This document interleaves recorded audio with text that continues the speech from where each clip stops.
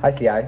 So for Mr. Jones' session today, I want to mostly focus on improving his cardiopulmonary capacity to tolerate upright posture, and then spend a little bit of time trying to improve his level of independence with bed mobility.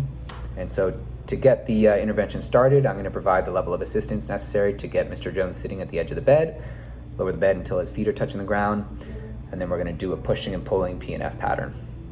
And two ways I can make this easy is by allowing the patient to put his hand on the bed and giving him assistance at the contralateral shoulder. And then we can make this easy by starting with something simple like rhythmic initiation.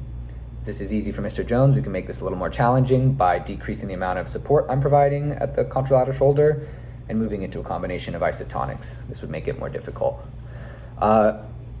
Signs that we need to regress or terminate this intervention is going to be a non-proportional rise in heart rate or blood pressure. Specifically, if his heart rate or systolic blood pressure lower, would be a sign to stop this intervention.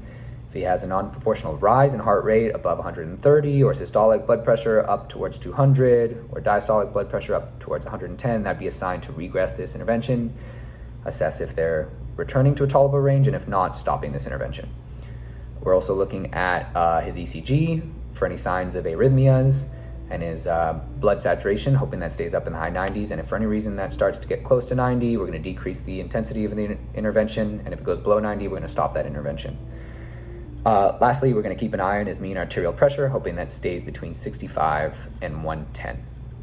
And so to dose this intervention, we know he can tolerate sitting for about 2 minutes. So we're going to basically base this on Mr. Jones' tolerance. And so if we can get somewhere between 30 and 60 seconds on each side, we would do that, return him to supine, and give him a chance to rest. But again, based on his tolerance, any signs of pallor or intolerance, visually, or on his vital signs, like we mentioned. I would repeat, a left and a right push and pull for 3 sets, assuming this would take about 12 or so minutes of our session. I would like to spend the last 3 minutes assessing for some carryover into reaching and rolling with bed mobility. And so we would have Mr. Jones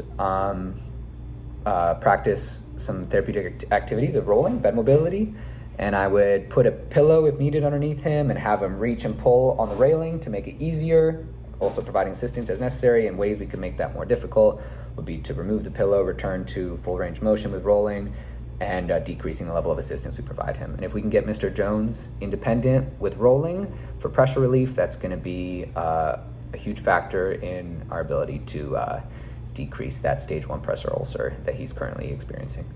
And that will be our intervention. Thank you.